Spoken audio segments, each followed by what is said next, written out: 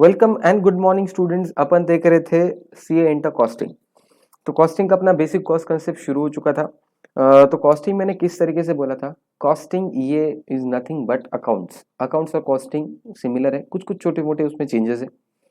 जैसे कि मैंने बोला था कि कॉस्टिंग जो है वो अपना पोस्टमार्टम अकाउंट्स पोस्टमार्टम रिपोर्ट है, मरने के बाद, ईयर एंडेड ऑन, उसके बाद वो देखता है कि साल में क्या हुआ, क्या प्रॉफिट है, ये सब चीजें। बट कॉस्टिंग होने के पहले एनालिसिस करता है और फिर डिसाइड करता है और तुमको डिसीजन मेकिंग या एस्टिमेशंस के लिए हेल्पफुल है। That is costing. Okay, now next thing is, अभी कॉस्टिंग में अगर मुझे जाना है या देखने का है, तो कॉस्टिंग में बोला है कि कौन सी भी चीज हो, वो सर्विस हो, मटेरियल हो, कोई भी चीज हो, वो कितने एलिमेंट से बनती है? 3 एलिमेंट से बनती है। कौन से 3 एलिमेंट है? Very good, material, labour and overhead. जैसे अपनी बॉडी 5 तत्वों से बनती है, वैसे कॉस्टिंग का हर एक चीज 3 तत्वों से बनता है, मटेरियल, लेबर, ओवरहेड। मटेरियल के 2 पार्ट थे, कौन से? Direct material, indirect material. Labour के भी 2 पार्ट थे, डायरेक्ट लेबर, इनडायरेक्ट लेबर। और ओवरहेड्स के 4 पार्ट में डिवाइड किए थे as per our functionalities. That is factory overheads, administration overheads, तुम्हारे selling overhead and distribution overheads.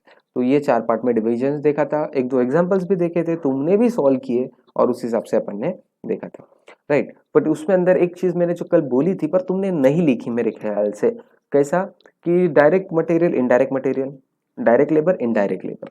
Okay, तो इनडायरेक्ट मटेरियल जो होता है या इनडायरेक्ट लेबर जो होता है, ये दोनों चीजें मटेरियल लेबर में रिस्पेक्टिवली ऐड नहीं होते। They are treated as overheads. तो जाओ स्टार्टिंग के पेज पे, जैसा मैंने बोला था, स्टार्टिंग के पेज पे लिखो। क्या लिखते हैं? Indirect material oblique indirect labour, oblique की जगह एंड भी कर सकते हैं, and indirect labour is not included in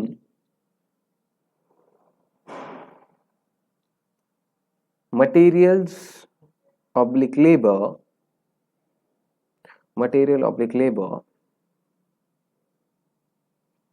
comma, they are overheads, they are overheads। मतलब इनडायरेक्ट मटेरियल, इनडायरेक्ट लेबर, ये मटेरियल लेबर नहीं है, वो ओवरहेड में है। फिर एक बार ओवरहेड में जाने के बाद फिर चारों में कहाँ पे जाएगा वो तुम सोचो। फैक्ट्री में जाएगा, एडमिनिस्ट्रेशन में जाएगा, या फिर सेलिंग में जाएगा, या डिस्ट्रीब्यूशन। Okay, understood. तो इनडायरेक्ट मटेरियल या इनडायरेक्ट लेबर, ये मटेरियल लेबर नहीं है बल्कि वो ओवरहेड है। और फिर एक बार ओवरहेड हो गया, वो किस में डालना चाहिए वो तुम्हारा सोच लो। ओके, तो ये हो गया था बाइफर्केशन। फिर मैंने बोला था कि ओवरहेड्स बहुत थेरी थेरी हो गई थी अपनी, तो अभी अपने को प्रैक्टिकल पे भी आना है। तो ओवरहेड्स ये 3 पार्ट में डिवाइड होते हैं। कौन से 3 पार्ट में ओवरहेड डिवाइड होता है? Variable, fix and semi variable. अभी वेरिएबल मतलब कौन सा? वेरिएबल ओवरहेड मतलब जो आउटपुट के साथ कम या ज्यादा होता वो वेरिएबल। फिक्स मतलब आउटपुट के साथ चेंज नहीं होता, वो फिक्स। और सेमी वेरिएबल मतलब थोड़ा बहुत चेंज होता है, थोड़ा बहुत चेंज नहीं होता है। उसके अंदर मैंने बोला था कि सेमी वेरिएबल जब भी ओवरहेड आएगा तुमको उसको 2 पार्ट में डिवाइड करना है। उसके अंदर कितना पार्ट फिक्स्ड है वो, और कितना पार्ट फिक्स नहीं है वो, ये 2 पार्ट में तुमको बाइफर्केशन करना पड़ेगा। तो कैसे करते हैं फिक्स्ड और वेरिएबल के अंदर बाइफर्केशन? तो तो उसका एक फॉर्मूला दिया था मैंने, क्या बोला था फॉर्मूला? हाँ, very good, change in cost by change in output. इससे क्या मिलेगा? इससे क्या मिलेगा? वेरिएबल कॉस्ट पर यूनिट मिलेगा। फिर अपन कोई भी एक केस 1 2 में से कोई भी एक केस लेंगे, उस टोटल कॉस्ट में से वेरिएबल कॉस्ट माइनस करेंगे, अपने को मिलेगी फिक्स कॉस्ट। तो तुम्हारा काम होता है फिक्स कॉस्ट निकालना, वो इस तरीके से अपन निकालेंगे। ओके, तो इसमें केस 1 या 2 कोई कौन सा लेना, कौन से भी केस से करो उससे आ जाएगा। फिर अपन आए थे दूसरा तरीका, मैंने बोला था वेरिएबल कॉस्ट इन परसेंटेज। कैसे मिलेगा वेरिएबल कॉस्ट इन परसेंटेज? तो वेरिएबल कॉस्ट इन परसेंटेज मिलेगा तुमको change in cost by change in sales into 100। ये करके वेरिएबल कॉस्ट इन परसेंटेज आएगा, और सेम बाकी के जैसा उससे ही सॉल्व करना है। ठीक है, इधर तक अपना कल तक हो चुका था। Let's start with today session. तो आज के सेशन के हिसाब से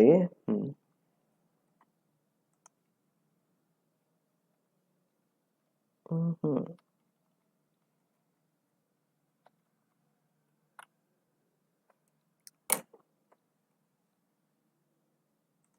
तो क्वेश्चन नंबर 3, कल इसके अंदर क्वेश्चन नंबर 22 के अंदर 1 और 2 अपन ने कर लिए थे। क्वेश्चन नंबर 3 क्या दिया है, when output profit and selling price is given, selling price 10 रुपए पर यूनिट है, आउटपुट से फॉर एग्जांपल 6000 एंड 13000 और प्रॉफिट है 25,000 एंड 60,000। तो इस केस में तुमको मुझे फिक्स कॉस्ट बतानी है। तो देखो कौन ट्राई कर लगता है, चॉकलेट क्वेश्चन, कुछ नहीं, जिसको भी आया ना एकदम मस्त दुकान में जाने का, चॉकलेट लेने का, खुद ही खा लेने का, टेंशन नहीं लेने का। ओके, तो लेट्स सी कितने लोगों को आता है। जिनको भी ट्राई करना बिंदास पॉज करे, स्क्रीन सॉल्व करो रफ में, फिर आंसर देखो। अभी आंसर मैं बताने जा रहा हूँ, तो जिनको भी करना है पॉज करके ट्राई कर सकते हैं। ओके, तो लेट्स सी तो क्या आंसर आया। तो पहले है ना, ये क्वेश्चन डायरेक्टली नहीं था, तो इसको अपने को कन्वर्ट करना पड़ेगा अपने को जिस फॉर्मेट में चाहिए उस फॉर्मेट में। तो अपना जो फॉर्मेट है वो कौन सा फॉर्मेट है, तो देखो सबसे पहले आउटपुट दिया था, क्वेश्चन का जो भी गिवन डेटा है वो लिख लेंगे अपन, 6000 एंड 13,000। तो 6000 एंड 13,000 जो दिया था मैंने लिख लिया। फिर क्या है, प्रॉफिट दिया था 25,000 60,000, तो प्रॉफिट दिया था 25,000 60,000, वेरी गुड। तो अभी मुझे सेलिंग प्राइस दिया है, मुझे बताओ अगर एक यूनिट 10 रुपए में, तो 6,000 यूनिट कितने रुपए में होंगे, 6,000 इंटू 10, तो मेरा सेल्स मिल जाएगा 60,000 और दूसरे इसका सेल्स हो जाएगा 1,30,000। तो सर अभी तक अपने को कॉस्ट पता ही नहीं है, तो ये क्वेश्चन को तुमको अपने जिस क्वेश्चन के फॉर्मेट में चाहिए उस क्वेश्चन के फॉर्मेट में कन्वर्ट करना पड़ेगा। तो लेट्स कन्वर्ट इट। तो बचपन में सीखा है अपन ने, cost plus profit is equal to sales, cost plus profit is equal to sales. अगर मैं सेल्स में से प्रॉफिट हटा दूं तो क्या मिलेगा, कॉस्ट, वेरी गुड। तो कॉस्ट क्या मिलेगा, सेल्स में से प्रॉफिट माइनस कर दो, सेल्स में से प्रॉफिट माइनस करो तो कॉस्ट मिल जाएगा 3570। अभी मुझे देखो कॉस्ट अवेलेबल है, सेल्स अवेलेबल है, यूनिट्स अवेलेबल है, तो ये नॉर्मल क्वेश्चन जैसा कन्वर्ट हो गया क्या, जैसे कल क्वेश्चंस करे यूनिट्स एंड कॉस्ट तुमको दिया है, तो ये नॉर्मल क्वेश्चन जैसा कन्वर्ट हो गया। तो कुछ कुछ क्वेश्चंस तुमको अपने, तुमको जिस फॉर्मेट में चाहिए उस फॉर्मेट में कन्वर्ट करना पड़ेगा, ठीक है। तो यहाँ पे मैंने कल जो मेथड से किया था उसके थोड़े अलग वाले मेथड से कर रहा हूँ। तो वेरिएबल कॉस्ट इन परसेंटेज का क्या फॉर्मूला दिया था मैंने, change in cost by change in sales into 100, very good. तो लिखो चेंज इन कॉस्ट, कॉस्ट कितना 35,000 का 70,000 गया, तो कितना होता है 35,000, और चेंज इन सेल्स 60,000 का 1,30,000, तो हो गया ये 70,000 इंटू 100, तो तुम्हारा कितना परसेंट आया 50%, ठीक है। तो 50%, तो 50% मतलब क्या है, कोई बता पाएगा व्हाट इज इट 50% मींस, लिखो अलग कलर के पेन से लिखो, ये सिर्फ ओफू है।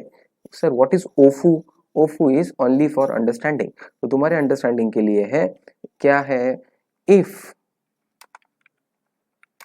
Sales are ₹100 then variable cost is ₹50, variable cost is ₹50। मतलब अगर सेल्स 100 रुपए है तो वेरिएबल कॉस्ट 50 रुपए है। तो समझ में आया 50% का मतलब, ये किसका 50% है, सेल्स का 50% वेरिएबल कॉस्ट रहेगा। तो ये प्लीज लिख के रखना अलग कलर के पेन से तुम्हारे लिए, ये तुम्हारे अंडरस्टैंडिंग के लिए है, ठीक है। फिर केस 1 ले लो, केस 1 कोई भी केस 1, तो ये वाला लिया है। तो टोटल कॉस्ट कितनी है केस 1 की 35,000, तो 35,000, तो उसमें से वेरिएबल कॉस्ट सेल का 50%, सेल कितना है फर्स्ट केस में 60,000, तो 60,000 का 50%, तो 60,000 का 50% कितना आएगा 30,000, तो you will gate cost, fix cost 5,000। कितने लोगों का आया, जिनको भी आया ना फील प्राउड, वेरी गुड। अगर तुम लोग ये क्वेश्चन सॉल्व कर सके मतलब सच में ब्रिलियंट जॉब है, तुमको जम रहा है कॉस्टिंग। और जिनको नहीं जमा डोंट वरी, स्टार्टिंग ही है यार, 2-3 टॉपिक्स तक कुछ कुछ क्वेश्चंस आंसर्स तुम्हारे गलत जाएंगे, तो डोंट वरी, डोंट फील मतलब डाउन, तुम सीखने को मिला। देखो अगर जिन्होंने ट्राई किया और उनका आ गया वेरी गुड, मतलब बहुत ही अच्छी बात है।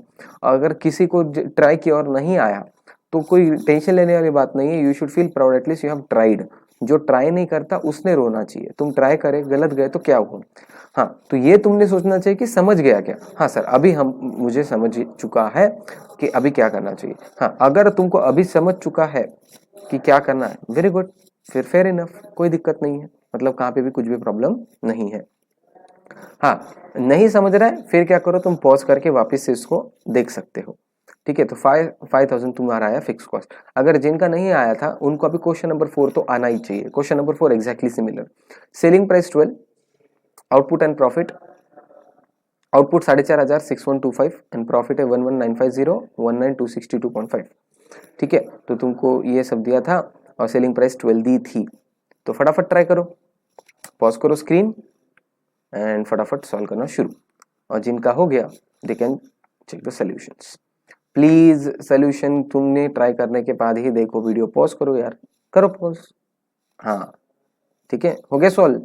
चलो, तो अभी अपन पहले सिर्फ क्वेश्चन का डेटा लिखेंगे। क्वेश्चन का डेटा क्या है? आउटपुट 4500 6125 4500 6125 और क्या दिया था क्वेश्चन में? प्रॉफिट 11950 11950 1962.5 1962.5। यहाँ पे मैंने 3 लिख दिया राउंड ऑफ करके, पर तुम 19262.5 लिख सकते हो।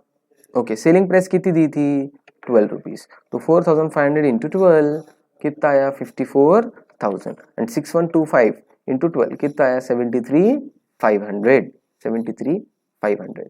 तो सेल्स माइनस प्रॉफिट कितना आएगा? कॉस्ट 42050 और 54237.5।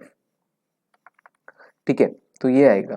तो change in cost by change in sales. तो चेंज इन कॉस्ट 4250 एंड 54238 का difference and change in sales का डिफरेंस यहाँ पे इंटू 100। ये तुमको करना है, मेरा देख के लिखना नहीं है। ठीक है, तुम ट्राई करो, गलत गया तो वहां पे रेक्टिफाई करो। प्लीज देख देख के लिखो मत।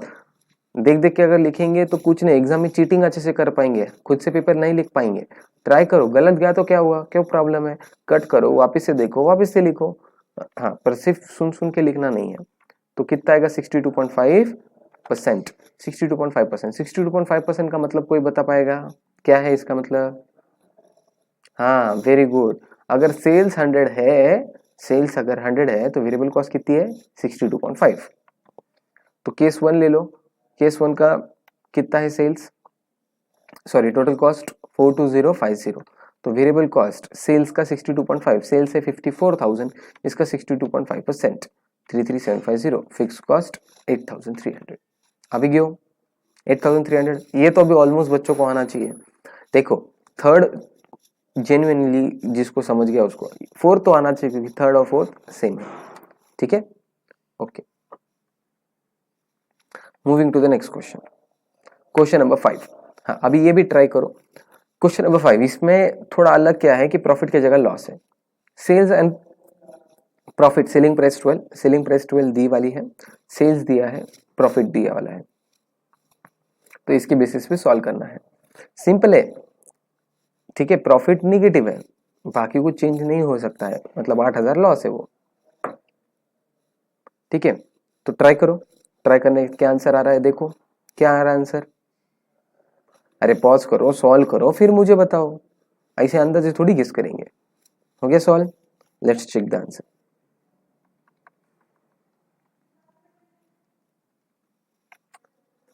Sales 3672, sales 3672, 8000 and 4000, negative 8000 4000।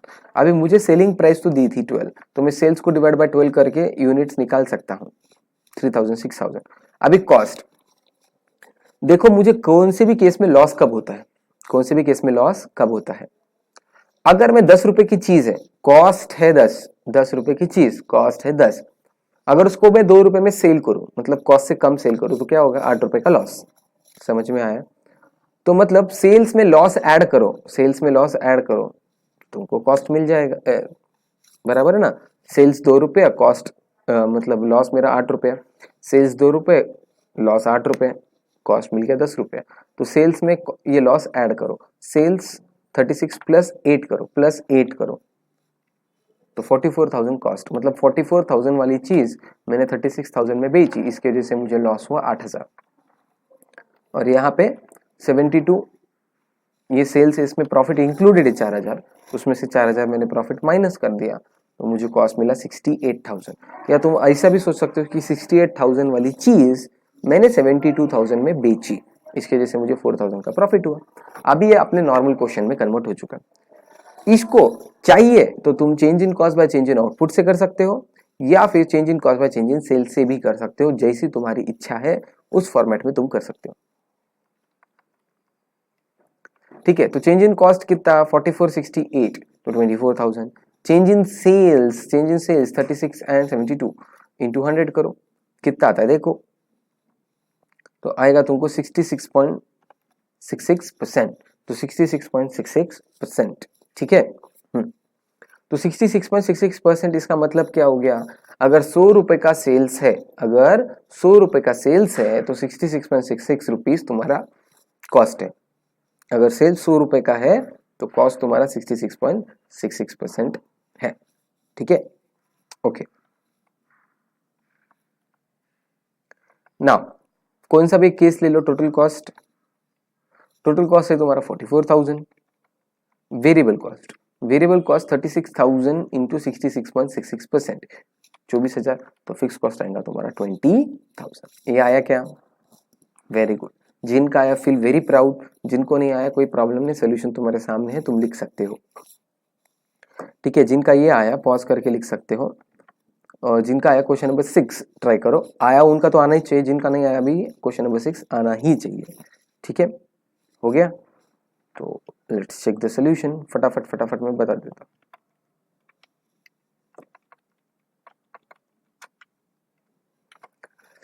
तो तुम्हारा स्टेटमेंट बन गया रहेगा, सेल्स 22,500 है, प्रॉफिट 0 है, मतलब कॉस्ट ऑब्वियसली 22,500 है, मतलब जितने का कॉस्ट है उतने पे सेल किया तभी तो प्रॉफिट 0 होगा। तो ऐसा करके 33.33%, मतलब 100 रुपए अगर सेल्स करूंगा तो 33.33 रुपीज का वेरिएबल कॉस्ट रहेगा। तो 22,500 मेरा टोटल कॉस्ट है, उसमें से वेरिएबल कॉस्ट सेल्स का 22.5% का 0.33 करके 7,500, तो फिक्स कॉस्ट आएगा 15,000। ये आया क्या, ये आया तो वेरी गुड।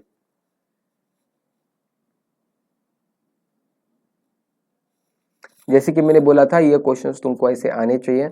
जिनको भी थोड़ी सी दिक्कत गई, वापस से ये 6 क्वेश्चन सेम सिमिलर तुम वापस से सॉल्व कर सकते हो 2 बार। जितने बार तुमको इसमें क्या बोल सकते महारत हासिल नहीं होती, जब तक तुमको ऐसा लगता है कि मुझे कॉन्फिडेंस नहीं आ रहा है, या फिर ऐसा कि तुम ये बोल रहे हो कि मुझे कॉन्फिडेंस मतलब ये परफेक्टली नहीं जम रहा, तब तक तुमको यही सेम क्वेश्चंस वापस से सॉल्व करने पड़ेंगे, या तुम एक रैंडमली कौन से भी क्वेश्चंस खुद से भी क्रिएट करके कर सकते हो। ठीक है, जैसे जैसे आगे टॉपिक्स में जाएंगे ऐसे क्वेश्चंस और आएंगे। ठीक है, डोंट वरी, क्वेश्चन में कमी नहीं है, तुम इसको प्रैक्टिस करो और उसको देखो कि किस तरीके से कर सकते हैं। ठीक है, कम बैक टू वापस से थोड़ा सा थ्योरी कवर करेंगे। सर आप कल तो बहुत ताव में बोले थे कि कॉस्टिंग पूरा प्रैक्टिकल है, फिर थ्योरी इतनी क्यों? देखो हर चैप्टर में थोड़ी बहुत थ्योरी है। ठीक है, पहला चैप्टर तो पूरा थ्योरी है, थोड़ा बहुत प्रैक्टिकल भी है, पर ऑलमोस्ट थ्योरी पार्ट है। बाकी सब चैप्टर्स में ऑलमोस्ट प्रैक्टिकल है, थ्योरी थोड़ा सा पार्ट रहेगा। तो सर हम लोग थ्योरी क्या करना चाहिए? तो थ्योरी मेरी मानो तो मॉड्यूल के नीचे के जितने क्वेश्चंस है, हर चैप्टर के नीचे थ्योरी क्वेश्चंस दिए वाले रहते हैं मॉड्यूल के अंदर, तो उतने theory questions plus past exam के जितने थ्योरी क्वेश्चंस है इनफ है, इससे ज्यादा कुछ नहीं करना चाहिए थ्योरी के लिए। ठीक है, पर जो छोटे मोटे कंसेप्ट है उतना तो तुमको जमना चाहिए। तो अपन डिफरेंट मेथड ऑफ कॉस्टिंग पे आते हैं, तो ये तुम्हारे पेज नंबर 2 पे तुमको मिल जाएंगे डिफरेंट मेथड ऑफ कॉस्टिंग। तो what are the different methods of costing? तो first is job costing. Sir अब ये मेथड्स क्या है? जैसे कि मैंने बताया था कल के लेक्चर में कि कॉस्टिंग जो है अकाउंट जैसा नहीं है, अकाउंट्स के अंदर बैलेंस शीट सबके लिए सेम है। ठीक है, बैलेंस शीट सबके लिए सेम है, फिर वो सर्विस इंडस्ट्री हो, मैन्युफैक्चरिंग इंडस्ट्री हो, ट्रेडिंग इंडस्ट्री हो, सबके लिए सेम है। सबका वो जर्नल एंट्री करने का तरीका सेम, लेजर बनाने का तरीका सेम, सब कुछ सेम, कुछ अलग है ही नहीं अकाउंट्स में, सबको सेम ट्रीटमेंट है। बट कॉस्टिंग तुमको एवरी चाइल्ड इज स्पेशल, तारे जमीन पर के जैसा ट्रीटमेंट देता है। हर बिजनेस को उसके अलग तरीके से हैंडल करना चाहिए। ऑब्वियसली यार, मैं मैन्युफैक्चरिंग बिजनेस के कॉस्टिंग को सर्विस इंडस्ट्री को नहीं लगा सकता, या सर्विस इंडस्ट्री के कॉस्टिंग को किसी और जगह पे नहीं लगा सकता। हर इंडस्ट्री की कॉस्टिंग तो अलग ही चाहिए, and that is quite logical also. ठीक है, तो मुझे ये जानना है, देखो कि कॉस्टिंग का जो तुम्हारा मैंने बोला था कि कल 15 चैप्टर्स है, उसमें से 2 चैप्टर अपन दूसरे जगह मर्ज करेंगे, तो टोटल बने 13 चैप्टर्स। अबे 13 चैप्टर्स है कैसे? तो पहला चैप्टर तो अपन जो पढ़ रहे बेसिक्स, तो ये बेसिक्स हो गया। तो बाद में के कौन से चैप्टर्स है? तो 3 एलिमेंट्स जो मैंने बोला था, मटेरियल, लेबर एंड ओवरहेड, एक एक एलिमेंट के ऊपर एक एक चैप्टर है। यस, एक एलिमेंट के ऊपर एक बाज़ाब्ता एक चैप्टर है प्रॉपर। मटेरियल एक चैप्टर है, लेबर एक चैप्टर है, ओवरहेड्स एक चैप्टर है। तो तुमको एक एक चैप्टर पढ़ना पड़ेगा। फिर एलिमेंट्स हो गए, उसके बाद अपन हर बिजनेस को अलग तरीके से कैसे हैंडल करना है वो देखेंगे। मतलब methods of costing, job, batch, या जो भी अपन 2 मिनट में पढ़ने वाले हैं, हर बिजनेस के कॉस्टिंग को कैसे हैंडल करना है वो देखेंगे। मतलब हर बिजनेस के कॉस्टिंग को सीखेंगे। फिर उसके बाद अपन टेक्निक्स पे आएंगे। तो इस तरीके से अपना ओवरऑल कॉस्टिंग का सिलेबस डिवाइडेड है। तो अभी अपन वो देख रहे हैं कि जो भी जितने भी बिजनेसेस है दुनिया में, उसको मोटा मोटी एक ओवरऑल किस तरीके से डिवाइड किया जा सकता है। तो अभी अपन वो देख रहे हैं कि किस तरीके से डिवाइड होगा हर बिजनेस। तो ठीक है, कुछ कुछ है। और ये चीज दिमाग में रखो कि एक आधा बिजनेस अगर एक टाइप के मेथड में फिट हो गया, मतलब वो दूसरी जगह फिट नहीं हो सकता, ये गलत है। इट इज क्वाइट पॉसिबल कि एक बिजनेस बहुत जगह डिवाइडेड हो सकता है। तो जिसमें भी वो सबसे ज्यादा अच्छे से फिट होता है वो उसको अपन दे देंगे। ठीक है, जैसे देखेंगे वैसे तुमको समझ में आएगा। तो पहला business style, job costing. Sir ये जॉब कॉस्टिंग ये कौन सी बिजनेस स्टाइल है? जॉब कॉस्टिंग मतलब ऐसा बिजनेस स्टाइल जहां पे बिजनेस में हर एक काम दूसरे से अलग है। अभी यहां से 3-3.5 साल के बाद तुम क्या बनेंगे? अबे सोचो मत, सीए बनेंगे। ठीक है, यहां से 2-3 साल के बाद, 3-4 साल के बाद तुम सीए बन जाएंगे। फिर तुम्हारा दुकान ओपन करे, टेबल कुर्सी डाले, सब कुछ करे। तुम क्या सर्विस देंगे? कौन सी चीज की सर्विस देंगे? Yes, you will give the service of auditing, audit service देंगे। ऑडिट के 2-3 टाइप्स है, उसमें से one of the type is tax audit. One of the कौन सा है? Tax audit. Okay, very good. अभी इस टैक्स ऑडिट के केस में, अभी ठीक है, टैक्स ऑडिट के केस में अब मुझे क्या बोलना है, तुम ये याद दिलाओ कि टैक्स ऑडिट सबके केस में इनकम टैक्स एक ही एक्ट है, सबको टैक्स ऑडिट करना पड़ेगा। सबको सेम फीस चार्ज करेंगे क्या? सबको फीस सेम चार्ज करेंगे क्या, मेरा क्वेश्चन। हाँ या ना? ना, क्यों? सबका अगर एक ही चीज कर रहे हो तो सबको फीस भी तो सेम चाहिए। अभी जैसा फॉर एग्जांपल तुम सब लोग सीए इंटर पढ़ रहे हो, तो मैं एक बच्चे को दूसरा फीस और दूसरे बच्चे को दूसरा फीस ऐसा बोलूंगा कि हर बच्चे को ए भैया तेरे को मैं तेरी फीस बता दूं? ऐसा नहीं, सभी बच्चों को सेम फीस रखनी पड़ेगी। तो सभी केस क्लाइंट को टैक्स ऑडिट की सेम फीस क्यों नहीं? फिर मुकेश अंबानी क्यों ना हो या तुम्हारा पान पट्टी वाला क्यों ना हो, सबका टैक्स ऑडिटर तो सेम फीस होना चाहिए। नहीं, सबकी अलग अलग फीस होती है। क्यों? सर हर एक बिजनेस का टर्नओवर अलग है, प्रॉफिट अलग है, टैक्सेशन अलग है, कॉम्प्लिकेशंस अलग है। यस, अभी देखो सबसे easy business for tax audit example के तौर पे पेट्रोल पंप। क्यों? देखो पेट्रोल पंप के अंदर क्या करता है, वो पेट्रोल और डीजल खरीदता है, दो ही प्रोडक्ट, और बेचता है। और पेट्रोल डीजल खरीदने वाला एक ही पर्सन है, और वो क्या रोज के रोज नहीं बेचते, महीने में एक आध बार खरीदते रहेंगे। तो साल भर में 12 बार ट्रांजैक्शन है परचेसेस का। बस सेल गवर्नमेंट डिसाइड करती है, selling price. Selling price fix है, परचेसेस फिक्स है, खर्चे तो क्या तो है, रेंट और 4-5 लोग आदमी, बस और कुछ भी नहीं। तो पेट्रोल पंप को ऑडिट करना सबसे इजी है। ठीक है, गए सवेरे शाम तक के 5 बजे तक तो तुम्हारा ऑडिट भी खत्म हो जाएगा। उसमें कुछ ऐसा कॉम्प्लिकेशंस है भी नहीं। कॉम्प्लिकेशंस किसमें? बिल्डर में। बिल्डर लाइन में लैंड के रिलेटेड दुनिया के प्रॉब्लम्स, लेबर लोग की प्रॉब्लम, सीमेंट ये वो, रेती ये 50 चीजें होती है। तो ये बहुत कॉम्प्लिकेटेड है, तो उसको फीस भी ज्यादा चार्ज करना चाहिए। और पेट्रोल पंप जो बहुत इजी है उसका ऑडिट, उसका कम चार्ज करना चाहिए। कॉम्प्लिकेशंस, टाइम, ये सब चीजों के ऊपर डिपेंड करता है। मतलब हर एक काम दूसरे से अलग है। तो basically chartered accountants audit service is job costing. मतलब अगर उस बिजनेस में आने वाला हर एक काम दूसरे से अलग है। इसको और एक एग्जांपल है फर्नीचर वाला। सपोज तो सीए बन गए, 2-4 साल दन पैसे छापे और एक खुद के लिए रो हाउस बुक करे, और तुम्हारे बेस्ट फ्रेंड ने भी रो हाउस बुक किया। तो 2 लोगों ने रो हाउस बुक किया, दोनों के घर का फर्नीचर सेम रहेगा क्या? रो हाउस मतलब आइडेंटिकल हाउस। अभी दोनों के घर का फर्नीचर सेम रहेगा क्या? नहीं, फर्नीचर अलग रहेगा। तो जो फर्नीचर कर रहा है उसके लिए तुम्हारा रो हाउस और बाजू वाले का रो हाउस अलग अलग काम है कि नहीं? यह डिफरेंट जॉब है। मतलब हर एक क्लाइंट दूसरे से अलग है। भले ही काम दोनों को भी फर्नीचर का कर रहे पर दोनों को अलग अलग करना पड़ेगा। सीए के केस में दोनों को भी ऑडिट कर रहे पर दोनों को अलग अलग कर रहे, मतलब हर एक जॉब दूसरे से अलग है। और if job is different, each job is different from other, then it is job costing. समझ में आया? तो पहले देखो बिजनेस क्या है, और वो बिजनेस में हर एक काम अलग अलग है क्या देखो। अगर हर एक काम अलग अलग है, हर एक काम अलग अलग है तो जॉब कॉस्टिंग में आएगा।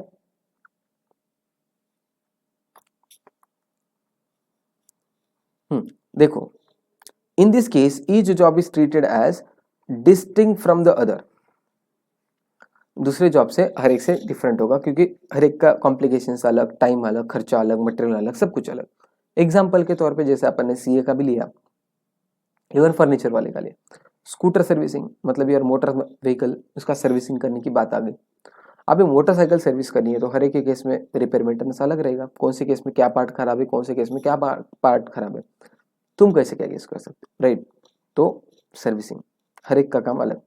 फैब्रिकेशन वर्कशॉप, फैब्रिकेशन मतलब सर फैब्रिक मतलब कपड़ा, कपड़े के रिलेटेड कुछ, अरे नहीं नहीं नहीं नहीं, उसको फैब्रिकेशन नहीं बोलते। फैब्रिकेशन मतलब वेल्डिंग वगैरह के काम, मेटल के काम, उसको फैब्रिकेशन वर्क बोलते हैं, ठीक है? तो स्ट्रक्चर, फिर वो होर्डिंग की डिजाइन हो या बेंचेस हो, तुम्हारे घर में स्टील का बेंच बना रहे हो, बेड बना रहे हो, कुछ भी बना रहे हो, तो हर एक का काम अलग रहेगा। गेट, खिड़की, डोर्स, तो हर एक का काम अलग अलग रहेगा। फर्नीचर मैन्युफैक्चरिंग, जैसा मैंने बोला था हर एक घर का फर्नीचर अलग रहेगा, तो वो हर एक का काम अलग रहेगा, तो वो किस में आएगा? Job costing. तो तुम क्या करो, तुम्हारे नोटबुक में हेडिंग दो मेथड्स ऑफ कॉस्टिंग, सिर्फ नाम लिखो, ये पूरा डिटेल में मत लिखो, तुमको नोट्स में मिल जाएगा, ठीक है? जॉब कॉस्टिंग समझ में आया? Now next is batch costing. Now what is batch costing exactly? अभी बैच कॉस्टिंग मतलब जहां पे मैन्युफैक्चरिंग बैचेस में होती हो, मतलब बहुत सारे यूनिट एक साथ प्रोसेस होते हैं, उसको बैच कॉस्टिंग बोलते हैं। अभी सबसे फेवरेट एग्जांपल इसमें मेरा है पार्ले जी बिस्किट। अभी पार्ले जी बिस्किट तुमको क्या लगता है, पार्ले जी कंपनी एक एक बिस्किट बनाती रहेगी, एक बिस्किट को लगने वाला मैदा, एक बिस्किट लगने वाला शक्कर, एक बिस्किट को लगने वाला फ्लेवर इसेंस, सब एक एक बिस्किट का बनाओ, ये करो, भट्टी में डालो, निकालो, एक एक बिस्किट बनाती बैठेगी, उसको कुछ काम धंधे नहीं है। तो रादर ऐसे इंडस्ट्रीज कैसे काम करते हैं?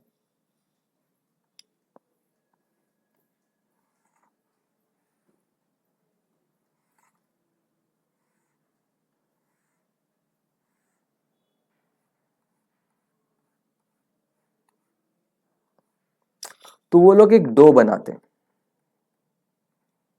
मतलब मतलब मैदा ये सब मिला के पूरा डो, फिर उसको इस ट्रे में डालते हैं, फिर उस ट्रे से ऊपर से प्रेसिंग होती है, प्रेसिंग होने के बाद उसको उसका शेप आ जाता है। ओके, समझ में आया?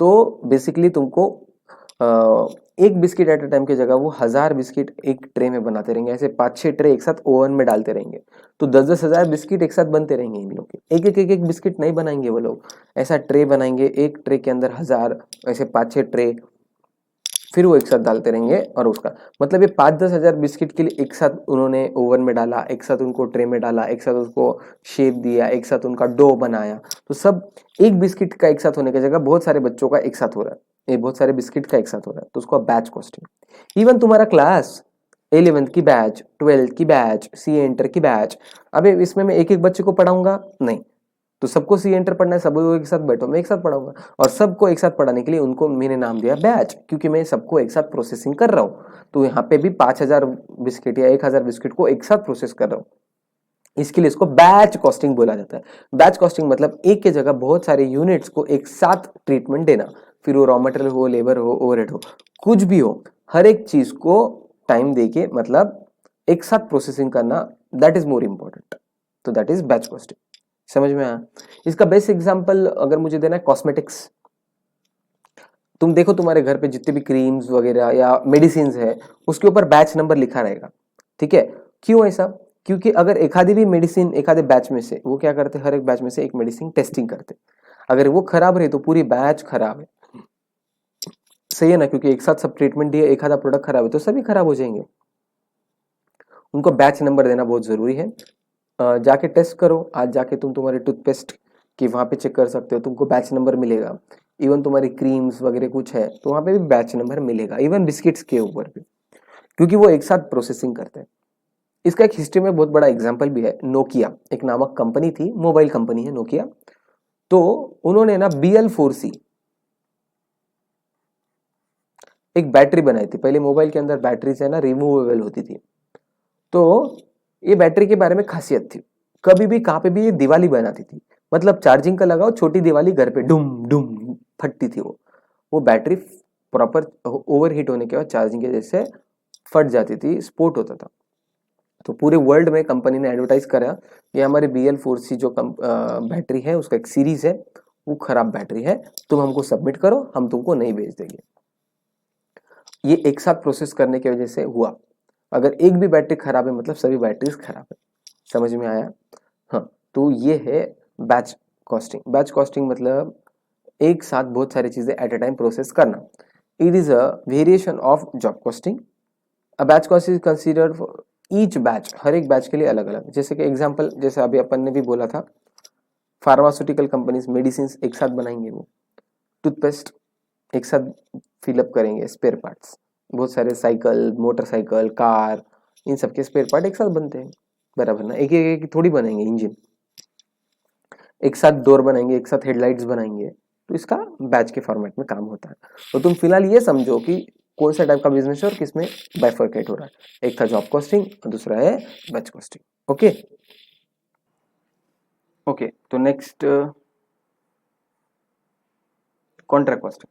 अभी कॉन्ट्रैक्ट कॉस्टिंग में अभी ये क्या होता है? कॉन्ट्रैक्ट कॉस्टिंग, कॉन्ट्रैक्ट कॉस्टिंग मतलब ऐसा बिजनेस जहां पे नॉर्मली एक साल से ऊपर ज्यादा काम चलता है। अभी जैसा कंस्ट्रक्शन देखो, एक आधा बिल्डर है, उसको एक आधे हाउसिंग सोसाइटी बांधने के लिए 3 साल लगे। इमेजिन करो कि यार उसका P&L बैलेंस शीट देखो ना कैसा लगेगा। उसने लैंड खरीदा, एंट्री क्या होगी? Land account debit to cash. और लैंड किधर जाएगा? बैलेंस शीट असेट से। लगा आज तुम ऐसा बोलेंगे, गधे लोगो, बिल्डर है उसके लिए वो गुड्स है, वो P&L में डेबिट होगा। कार तुम्हारे लिए एसेट है, पर कार शोरूम के लिए वो क्या है?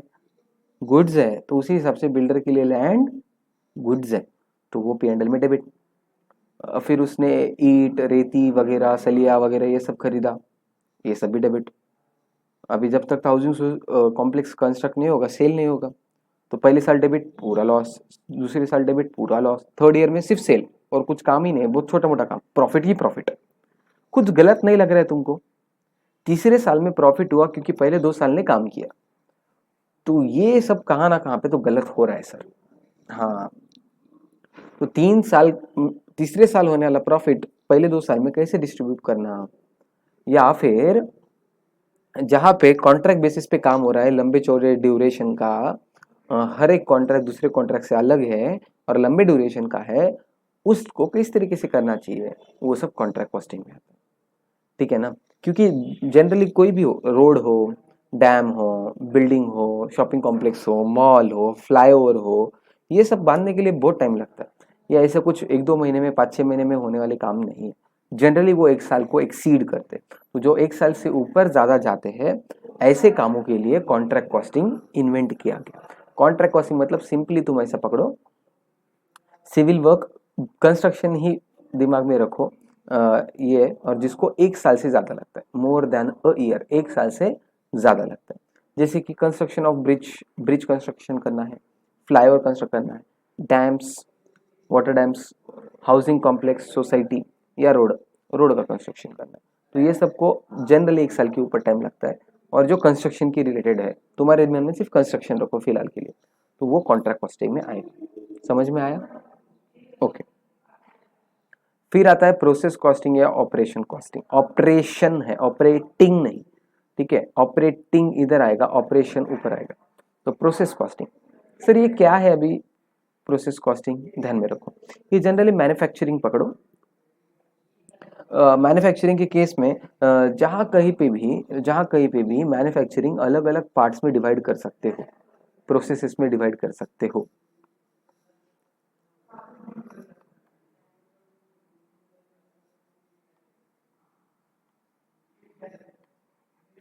अभी प्रोसेस कॉस्टिंग मतलब मैन्युफैक्चरिंग तो हो रहा है, तो उसको अलग अलग पार्ट्स में, डिपार्टमेंट्स में या डिफरेंट डिफरेंट चीज़ों में डिवाइड कर सकता हूँ।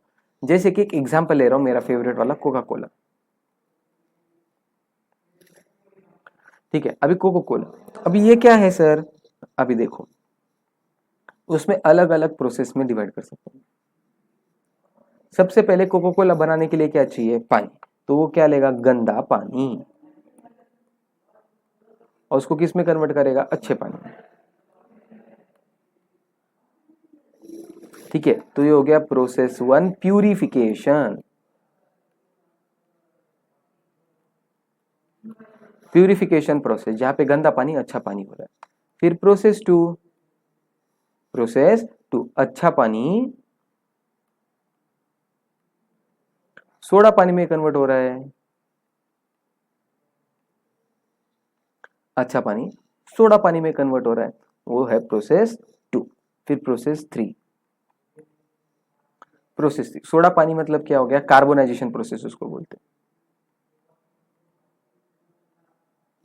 एग्जाम्पल के तौर पे अगर तुम सोडा शॉप पे कभी गए रहेंगे, तो वो बॉटल के अंदर डाल के वो एयर छोड़ता है, वो कार्बन छोड़ते रहता है उसके अंदर, वो बुलबुले जिसके गैस है उसको कार्बन, तो कार्बोनाइजेशन प्रोसेस बोलते हैं। मतलब उन्होंने गंदा पानी लिया, उसको प्यूरिफिकेशन करके अच्छा पानी किया, फिर अच्छे पानी में कार्बन डाल के सोडा पानी किया, फिर सोडा पानी में अभी फ्लेवर काला सोडा पानी, तो यह सोडा पानी कन्वर्टेड टू काला सोडा पानी।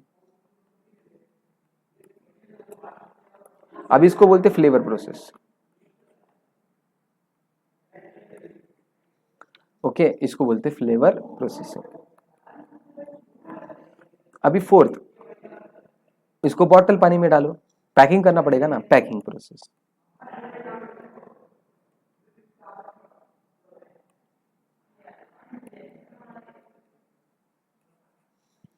ठीक है, तो ये चारों बेसिकली प्रोसेस सेस में अपन ने डिवाइड किया है, तो इसको कोको कोला। और इसका एक खासियत जो है, हर डिपार्टमेंट, एक डिपार्टमेंट का आउटपुट दूसरे डिपार्टमेंट का इनपुट है। जैसा पहले डिपार्टमेंट का अच्छा पानी दूसरे डिपार्टमेंट का इनपुट हो गया, इसका सोडा पानी इसके लिए इनपुट हो गया, इसका काला सोडा पानी बॉटलिंग प्रोसेस के लिए इनपुट हो गया। एक प्रोसेस का आउटपुट दूसरे प्रोसेस का इनपुट है, अल्टीमेटली एक ही चीज बन रही है, पर अपन उसको डिफरेंट डिफरेंट स्टेजेस में डिवाइड कर सकते हैं। हर स्टेज का उसका खुद का मटेरियल, लेबर, ओवरहेड है, इसको प्रोसेस कॉस्टिंग बोला जाता है। अगर मुझको उसको एग्जाम्पल और भी देना ही है मुझे, तो बालाजी, तो वेफर्स, तो उसमें क्या करना पड़ता है, पहले आलू, फिर आलू को पहले क्या करेंगे, गंदा आलू को धोएंगे, क्लीनिंग, तो क्लीनिंग प्रोसेस, आलू को सॉर्टिंग करो, क्लीन करो, धो, नहा धो के लाओ। फिर दूसरा होता है पीलिंग, फिर उसके कपड़े निकालो और नंगा करो, उसका छिलका निकालो। तो जो धोया वाला आलू है उसको पील करेंगे, उसका छिलका निकालेंगे, उसको पीलिंग करेंगे, तो ये हो गया आलू। सेकेंड पीलिंग, पहला हो गया वॉशिंग, फिर दूसरा हो गया पीलिंग, मतलब उसका छिलका निकाला। फिर क्या करेंगे अपन, कटिंग, तो पहले फिर बाद में आलू को अपन चॉप करेंगे, चॉपिंग करेंगे, उसके बारीक बारीक चिप्स बनाएंगे, फिर उसको फ्राई करेंगे। फ्राई करने के बाद उसके ऊपर जो तुमको चाहिए मनपसंद फ्लेवर उसके ऊपर डाल सकते हो, क्रीमी ओनियन या फिर टोमेटो सॉल्ट, सिंपली सॉल्ट, जो भी तुमको पसंद आता है वो, फिर उसको पैकिंग करो। ठीक है, तो अलग अलग प्रोसेसेस में ये डिवाइड होता है। तो कोई भी बहुत सारे मैन्युफैक्चरिंग बिजनेसेस ऐसे अलग अलग प्रोसेस में डिवाइड होते हैं, और एक प्रोसेस का आउटपुट दूसरे प्रोसेस का इनपुट होता है। मतलब मैं अलग अलग पार्ट्स में डिवाइड कर सकता हूँ, जैसे CA 11 12 फाउंडेशन, इंटर, फाइनल, तो अलग अलग प्रोसेस से तुम गुजर रहे, तुम भी एक प्रोसेस कॉस्टिंग है, बट एक एग्जाम्पल के तौर पे। तो समझ गया ना, प्रोसेस कॉस्टिंग मतलब अलग अलग प्रोसेसेस में डिवाइड करते आना चाहिए। तो दैट इज प्रोसेस कॉस्टिंग। इसका एग्जाम्पल के तौर पे इन्होंने क्या क्या दिया है, शुगर फैक्ट्री, पेपर इंडस्ट्री या सीमेंट इंडस्ट्री। ठीक है, शुगर, पेपर इंडस्ट्री या सीमेंट इंडस्ट्री, ये सब। शुगर इंडस्ट्री में गन्ना आएगा, गन्ने का जूस निकाला जाएगा, गर्म करके गुड़ का आएगा, फिर क्रिस्टलाइजेशन प्रोसेस करके शक्कर।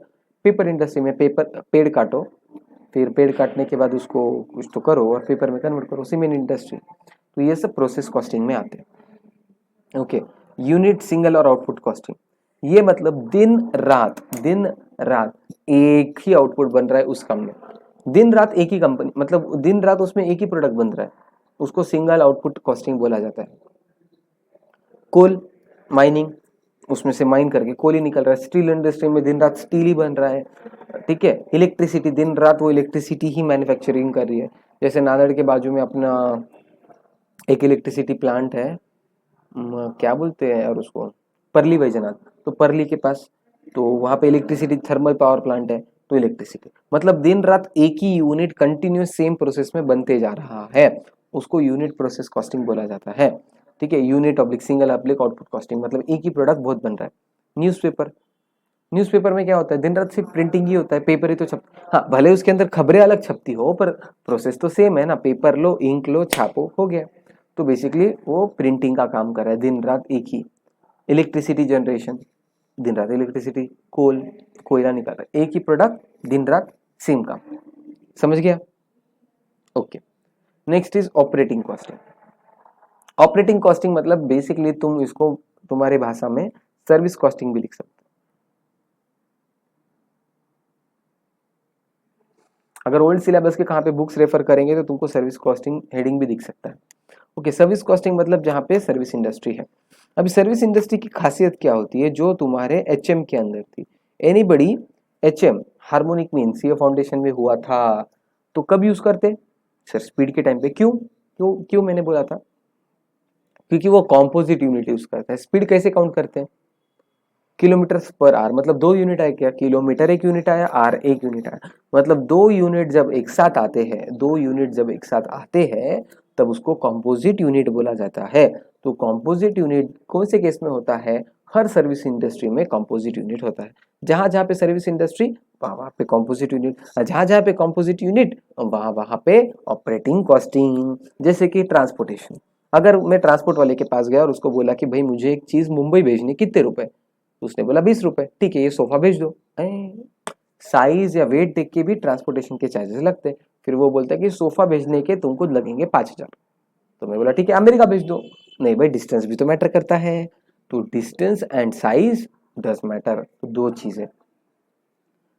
कितना किलोग्राम का माल भेजना है, कितने किलोमीटर दूर भेजना है, इसके ऊपर डिपेंड होता है। ठीक है, हाँ। Next is multiple costing. अभी सर्विस इंडस्ट्री के एग्जांपल यहाँ पे दिए वाले बहुत सारे। ट्रांसपोर्टेशन, हॉस्पिटल्स, हॉस्पिटल कैसे, पर पेशेंट पर बेड, एक पेशेंट कितने दिन रह रहा है और कितनी बीमारियां लेके चल रहा है, कितने ऑपरेशन कर रहा है, उसके ऊपर से उसका। Health clubs, other service centres, तो बेसिकली जो भी सर्विस सेंटर है बीसीए के अंदर भी, पर स्टूडेंट पर सब्जेक्ट, वो स्टूडेंट कौन सी क्लास कर रहा है। सपोज एक आधा पेरेंट आता है कि सर आपके इधर एसपी की क्या फीस है, तो मैं बोला 5,000 रुपए, तो ठीक है सर हमारे घर में 5 बच्चे, पढ़ा दो 5,000 में। ए भाई, एक सब्जेक्ट एक बच्चे का 5,000, पर स्टूडेंट पर सब्जेक्ट फीस है। दो कंपोजिट यूनिट्स, 2 यूनिट्स आ गई क्या, यस। तो जहां जहां पे भी 2 यूनिट्स रहेंगे, ऑलमोस्ट हर सर्विस इंडस्ट्री में 2 यूनिट्स होते हैं ऑलमोस्ट, तो वहां वहां पे तुमको ऑपरेटिंग कॉस्टिंग लगेगी। तो पहला क्वेश्चन पूछो, ये सर्विस इंडस्ट्री है तो ऑपरेटिंग कॉस्टिंग। मल्टीपल कॉस्टिंग मतलब ऐसा कोई बिजनेस जो बहुत सारे इसमें फिट होता है, जॉब में भी फिट होता है, बैच में भी फिट होता है, ऑपरेटिंग में दो से ज्यादा या दो से ज्यादा मेथड्स में फिट होता है, उसको मल्टीपल। तो फिर किससे सॉल्व करना सर, जो भी तुमको उसमें का डोमिनेंस पार्ट लगे, इंपॉर्टेंट पार्ट लगे, उस हिसाब से तुम उसको सॉल्व कर सकते हो। ओके, तो सब मेथड समझे, फटाफट मेथड्स लिख लिए, सिर्फ नाम लिखना था। Job, batch, contract, process, single, output, operating and multiple. ठीक है, ये लिख लिए। तो क्या करते हैं अभी भाई, अब एक क्वेश्चन दूंगा मैं, तुमको ट्राई करना है कि वो कौन से मेथड से फिट होगा, ट्राई करो।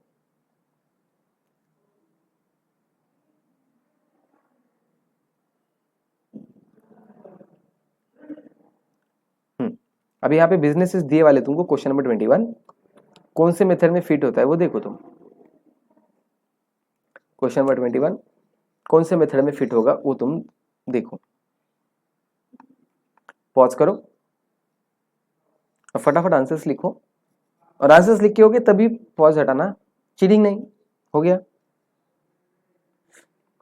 Okay, nursing home, nursing home मतलब जहाँ पे टेक केयर किया जाता है बच्चों का, या फिर बूढ़े बच्चे नहीं, बुढ़ापो उनका जो बीमार है उन लोग का, नर्सिंग मतलब ये सर्विस है। तो ये ऑपरेटिंग या सर्विसिंग, ऑपरेटिंग में चले,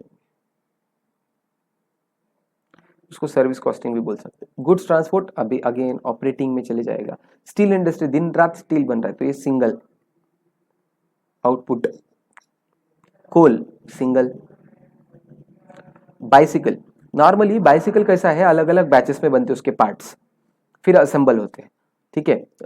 कभी हैंडल बनाया, कभी टायर बनाया, कभी उसका वो रिंग बनाया, तो अलग अलग बैचेस में बनता है, ये बैच कॉस्टिंग में जाएगा। Bridge construction contract.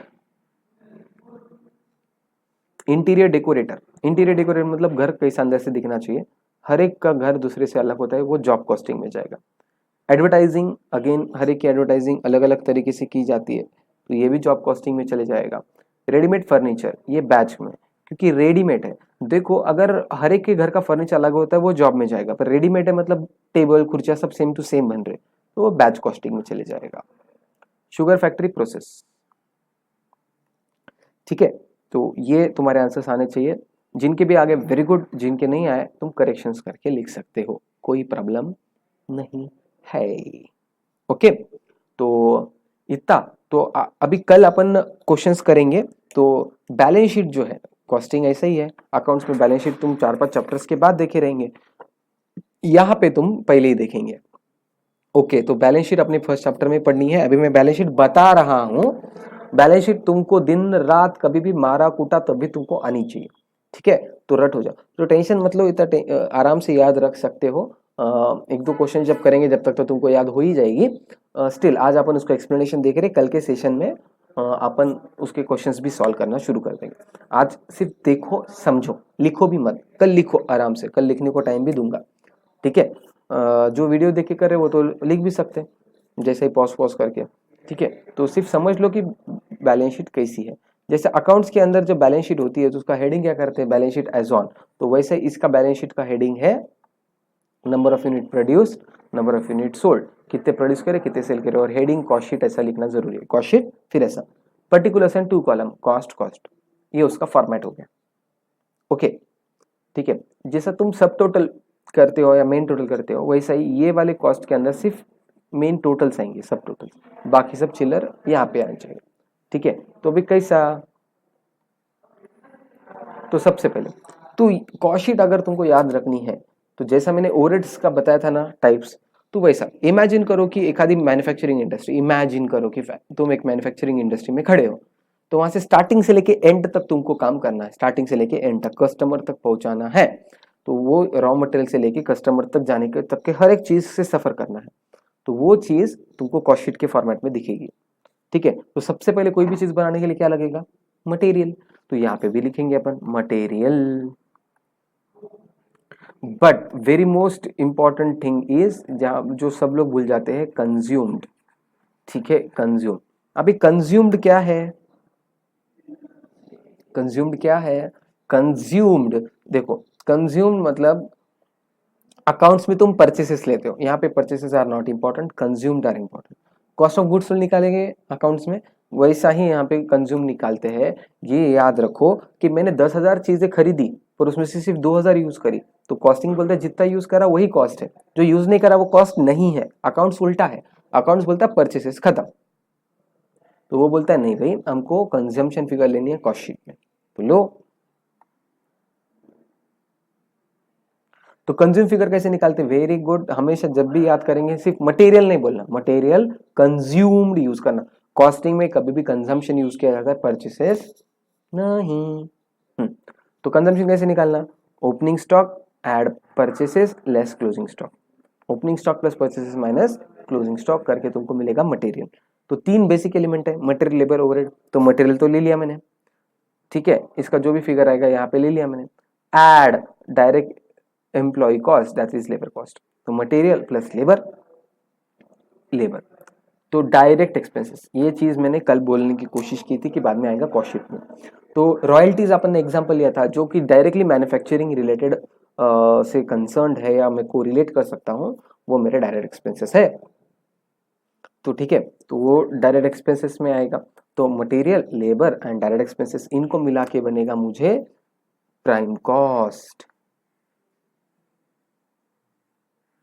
ठीक है। Prime cost material labour and direct expense इसको बने, ये इन सब का टोटल यहाँ पे है, आउटर कॉलम सिर्फ कुछ नहीं है, इन सब का टोटल यहाँ पे लिखना है। एक क्वेश्चन जब करेंगे तुमको समझ में आ जाएगा, फिर भी मैं बता रहा हूँ। तो मटेरियल लेबर, इफ अभी ये सब मटेरियल आ गया, एम्प्लॉयज लोग आ गए, अब मैं क्या बोलूंगा, एम्प्लॉय को ये ले मटेरियल, काम कर, काम किधर करेगा वो, वेरी गुड, फैक्ट्री के अंदर, तो add factory overheads, prime cost में फैक्ट्री ओवरहेड्स ऐड करो। तो फैक्ट्री इमेजिन करो, मटेरियल आया, एम्प्लॉय आया, फैक्ट्री के नीचे काम करे, फैक्ट्री ओवरहेड के example rent of factory, machinery का डेप्रिसिएशन, इलेक्ट्रिसिटी, पावर, फ्यूल, ये सब फैक्ट्री के अंदर चल गए। ओके, तो फैक्ट्री के अंदर वो था एक है, तो मुझे क्या मिलेगा, ग्रॉस वर्क्स कॉस्ट, इसको दूसरा एक नाम है ग्रॉस वर्क्स कॉस्ट, इसका दूसरा एक नाम है फैक्ट्री कॉस्ट भी बोल सकते हो, ग्रॉस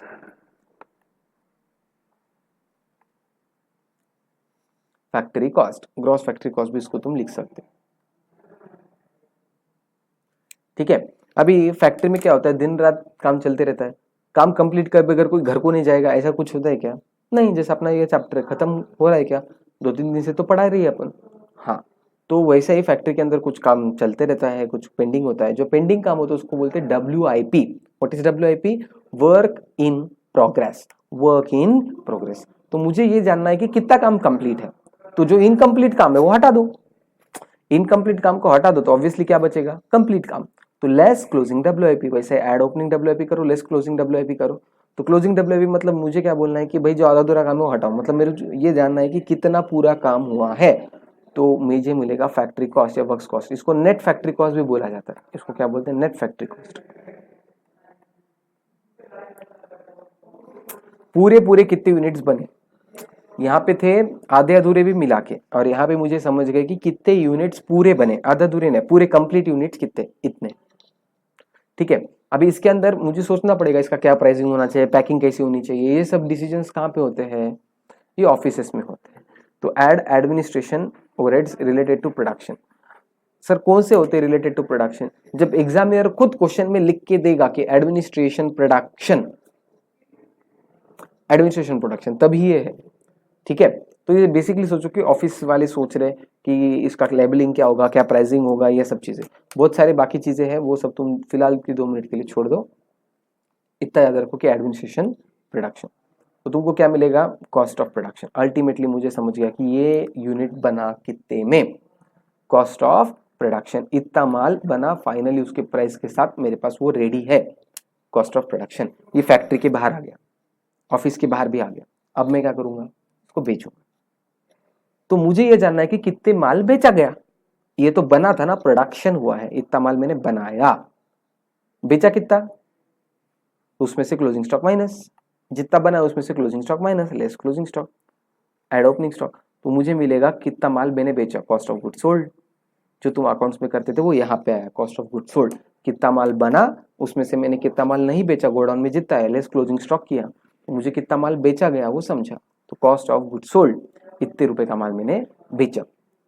अभी इसके अंदर बाकी के तीनों खर्चे ऐड करो, अभी कौन से ओवरहेड बचे, देखो selling, distribution overheads and administration general यहाँ पे आते हैं, एडमिनिस्ट्रेशन जनरल, तो वो क्या होता है, एक जनरली ऐसा पकड़ो कि माल पहुंचा कि नहीं, रेटिंग दे दो सर, रिटर्न रिक्वेस्ट, ये सब चीज़ों के लिए जो ऑफिस लगता है उसका खर्चा ऐसा पकड़ो। तो administration general, selling overhead and distribution overheads ऐसे ऐड करो, तो तुमको मिलेगा पूरा खर्चा, cost of sales, cost of sales, add profit you will get sales, तो ये पूरा खर्चा, कॉस्ट ऑफ सेल्स मतलब पूरा खर्चा और सेल्स, और इस तरीके से आ गया तुम्हारा प्रॉफिट। कॉस्टिंग के अंदर बैलेंस शीट एंड P&L एक ही होता है, इसके अंदर ही सब कुछ है, तो जैसा वो अकाउंट्स की बैलेंस शीट, यहाँ पे कॉस्ट शीट, और यहाँ पे सब तुमको मिल चुका है। ठीक है, तो ये जो फ्लो है बहुत मुश्किल नहीं है, एकदम जनरल है, रॉ मटेरियल लाया, लेबर लाया, प्राइम कॉस्ट मिला, फैक्ट्री के अंदर डाला फैक्ट्री ओवरहेड्स, फिर मैंने एडमिनिस्ट्रेशन चार्जेस ऐड करे, सेलिंग डिस्ट्रीब्यूशन ऐड करे, तो टोटल खर्चा मिल गया, फिर मैंने बेचा, मुझे प्रॉफिट हुआ। तो सिंपल प्रोसीजर है, कुछ कॉम्प्लिकेशंस नहीं है इसमें। ठीक है, समझ में आया, इसके क्वेश्चंस अपन कल करेंगे, और ये पूरी कॉस्ट तुमको याद होनी चाहिए, तो 2-3 जब क्वेश्चंस करेंगे जब तक तो तुमको याद हो ही जाएगा। ठीक है, आई गेस अंडरस्टूड, तो we will stop here for the day, thank you.